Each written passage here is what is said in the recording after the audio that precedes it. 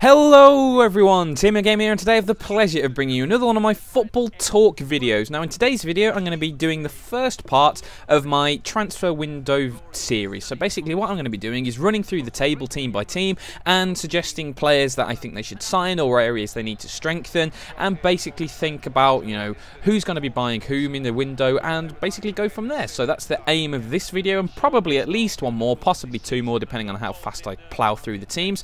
But before I get onto that, I just want to mention a game in the background. Now this is an Ultimate Team game, and it's me trialing a new formation, and what I'm actually playing in this video is 4-2-3-1, and that's going to be the formation I use as the basis for my next formation tutorial. So this was one of those games which is a little bit bitty.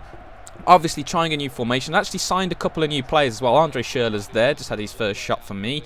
I've got Vincent Kompany at the back, so two new signings and a new formation, and just trying to fiddle around and see how it goes and try a few different play styles out. So it's quite an interesting game, pretty end to end. You know, one of those games, you know, always someone in it, and there's always a chance just around the corner. So hopefully you'll enjoy that.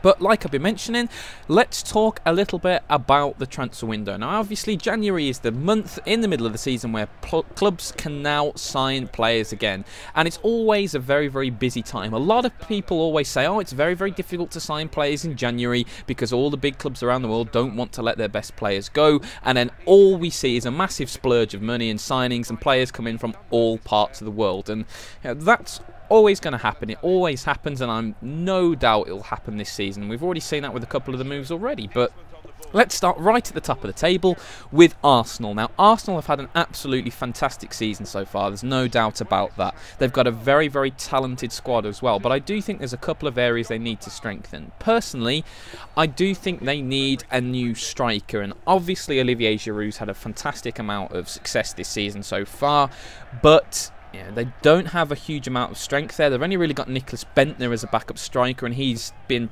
pretty average in the Premier League since his time here. You know, he had one decent spell on loan with Sunderland, but hasn't really done too much else. He's been loaned abroad quite a lot by Arsene Wenger, so Arsene Wenger obviously doesn't have the highest opinion of him, so I think that's an area they need to strengthen, especially considering now that Theo Walcott's got an injury and he's going to be out for the rest of the season. That's a massive blow both for Arsenal and for England, because he's done so well for Arsenal since he's come back, so losing him is a big negative for Arsenal. You know, the problem is, who are they going to sign? You know, to really strengthen the Arsenal team, they need a top quality European striker, you know, someone on the, you know, the par or the level of a Gonzalo Higuain, for example, the player they went in the summer for before he went to Napoli. But they're really going to be struggling to sign players like that. They've already been linked with people like Alvaro Morata, the Real Madrid youngster, but would he be someone to strengthen them right now, or is he going to be someone who to strengthen for the next couple of seasons? That's a big question. They have been linked with players like Karim Benzema at Real Madrid as well, but I cannot see Benzema leaving for the life of me, so possibly might be a quiet window for Arsenal. No doubt Arsene Wenger would like to spend, but you know, signing a striker is always hard at the best of times. In January, will it happen? We'll have to wait and see. One of those ifs and buts signings. So that's Arsenal. That's the area I think they need to strengthen. Moving on to the second place team in the league, Manchester City. Now Manchester City have an unbelievable squad, a really truly fantastic squad. They've got world-class players in pretty much every single position, but if I was Manuel Pellegrini, the one position I'd be looking to strengthen is centre-back. And the reason why this is every single time Vincent Kompany gets injured, Manchester City look a shadow of the team that they are when he's fit. He is just such a massive player for them. You know, he needs some support alongside him, and they've signed players like Tmmgamer. I mean, Tmmgamer is not a long-term player by any stretch of the imagination. You know, he's comfortably in his 30s now. How many more years does he have it left in him at the highest level? You know, at most it's going to be 2 or 3. I definitely think that's an area they need to strengthen, because Pellegrini obviously doesn't like Joleon Lescott, and for me, I'd play Joleon Lescott, but you know, he obviously doesn't like him. He has said he's going to stay, but that's not the same as saying he's going to play. Don't forget, Manchester City are currently competing in 4 competitions, so they are going to need players to rotate in. Will Joleon Lescott be playing in those big Champions League games for Manchester City? I am not so sure. So that's the area I think they could really look to strengthen. You know, just someone to come in alongside him, because they've played Javi Garcia at the back. That didn't really work out. You know, he's much better in central midfield. He's just not a centre back at all. They've tried a few other combinations of players.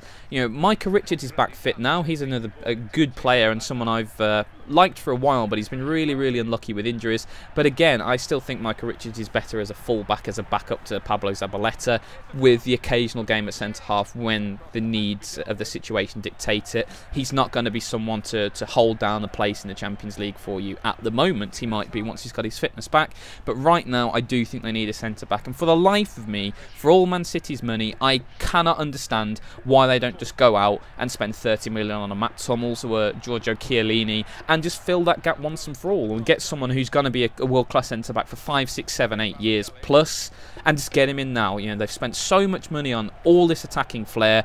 They just need one world-class centre-back to go alongside Kompany to really threaten for the Champions League, in my opinion. You know, they are that sort of side. So that's who Manchester City should sign, in my opinion.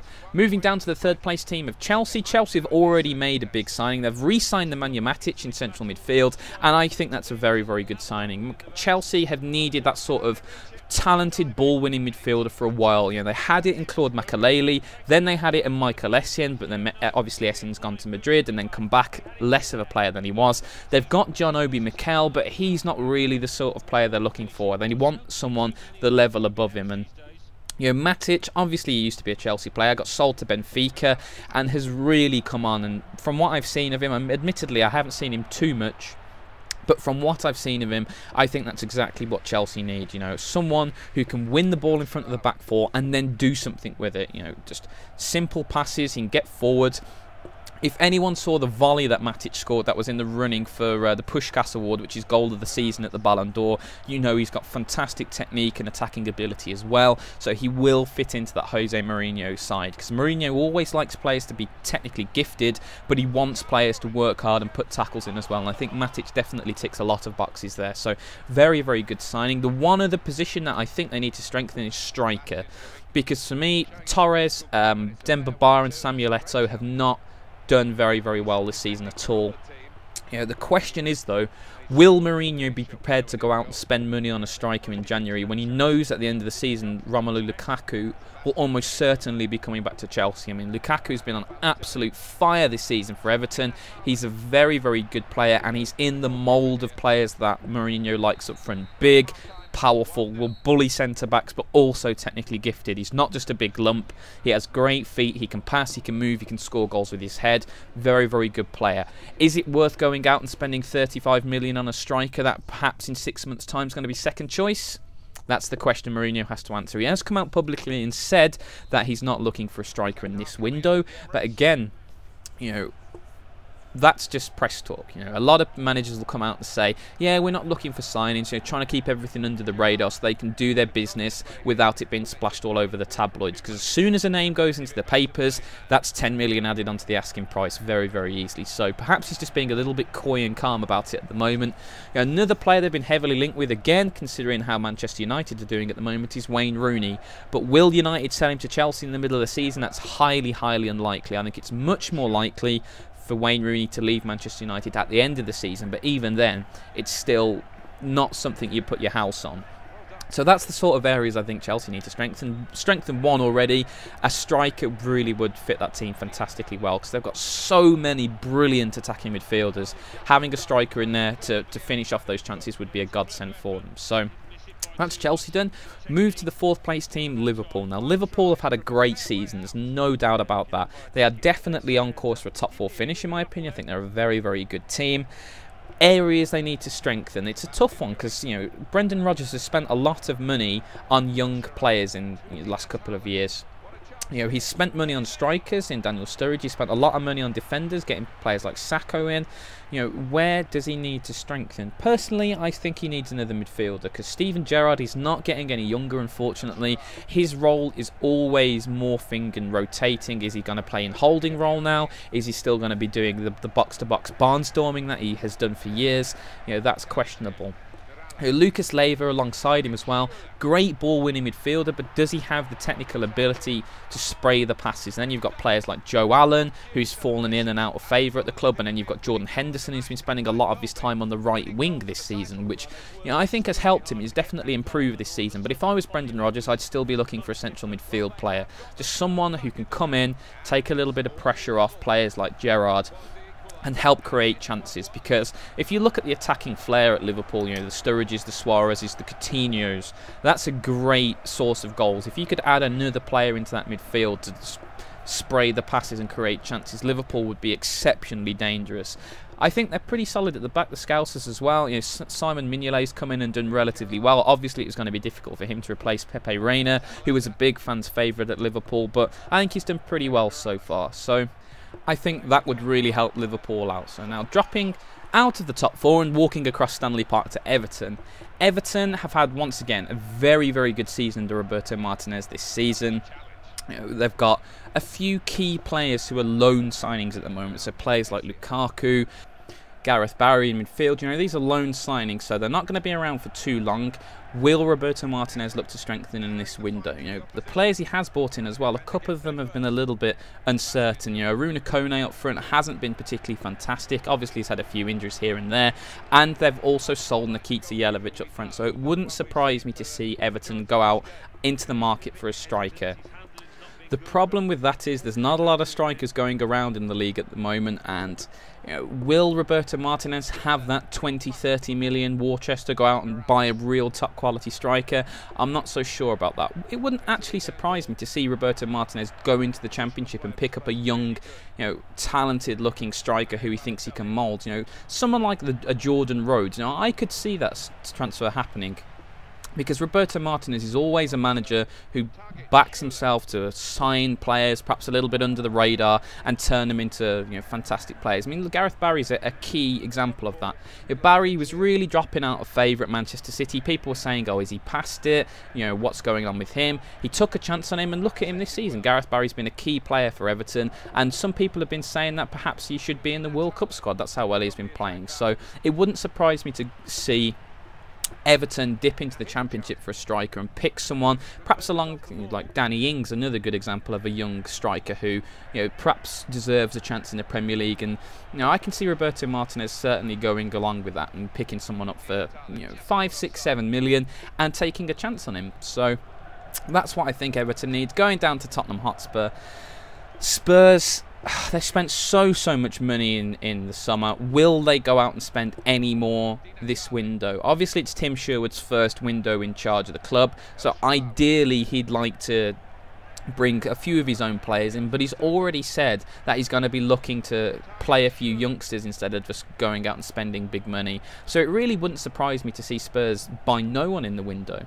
And I don't think they need too many players. The one area I think they do desperately need is a left back, because for me, Jan Vertonghen is infinitely better playing at centre back. I really do think he's a quality centre back, and if you could play Vertonghen at centre half and then get a top quality left back in, that would be very useful. Perhaps Fabio Coentrão keeps being linked with a move out of Real Madrid. That would be a really good signing for Spurs. I think he's a very good player, Coentrão. Obviously, Marcelo is the #1 at Real Madrid. It would be a very interesting signing to see. But again, will Tim Sherwood do that? That's a little bit more debatable. I could certainly see him just going for the youth policy and not going to sign any more players from there. So there's a few minutes left in the video, and that gives me just enough time, I think, to speak about Manchester United and complete the top 7. Now, for me, Manchester United are a team that need a lot of players, a real lot of players. In my opinion, and for example, that should have been a penalty 100% right there in the game, just a little bit of an aside, but for me, Manchester United need a centre-back, a left-back, and a central midfielder as high priority, because Vidic and Ferdinand, their contracts run out at the end of the season and they're getting old. Patrice Evra again, linked with the big money move to France in the summer, possibly to a club like PSG or a Monaco, or some of those clubs have definitely been interested in him. They've got a lot of players who are underperforming in midfield as well. Players like Tom Cleverley, he's just not a Manchester United player. He is not good enough to play for Manchester United, and that's the end of the discussion. I really do think he's an average player. So, a midfielder would be very, very useful. Also, a winger. Ashley Young is not a great player in my opinion either. He's better at diving than he is at any other facet of football. Nani is a very hit and miss player. He's either a world beater or he's completely irrelevant in the game. And you've got a player like Antonio Valencia, who a couple of seasons back looked unbeatable, looked a world beater, and has now heavily dropped off the boil. So a winger would be very, very useful as well. And in this situation, it really does surprise me to see Wilfried Zaha not play a single game really this season. You've got all of these wingers underperforming. You've got Manchester United underperforming. You've already seen David Moyes give Adnan Januzaj a chance. Why is he not giving Wilfried Zaha a chance? I'm not sure about that one. But for me, Manchester United, they need to spend big. And they've been linked with a host of players. They've been linked with Ander Herrera again in midfield. Will that really solve their problem? I'm not sure. He got the same number of red cards as he did goals in La Liga last season, Herrera. So that's a little bit of a questionable signing, but again, Moyes I do think needs to spend some money in this window. He definitely needs a couple of players in, players who will just help put his stamp on the club, because seeing Sir Alex Ferguson sit in the stands every week and seeing him all around the club, his shadow still hangs very heavily over that team. And the one signing Moyes did make in the summer, Marouane Fellaini, has been massively underwhelming for him. So it would be nice to see David Moyes go out and spend some money. He said apparently that he's got this absolutely huge war chest he can call on to spend some money.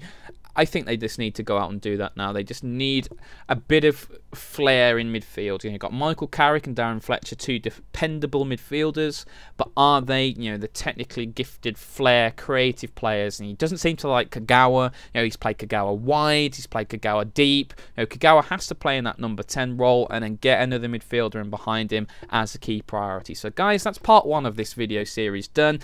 I've covered the top 7 here. Hopefully I've given you a flavour of where I think those teams need to strengthen most this window, and hopefully you will enjoy the video. So once again, thank you so much for watching, and as always, have a great day.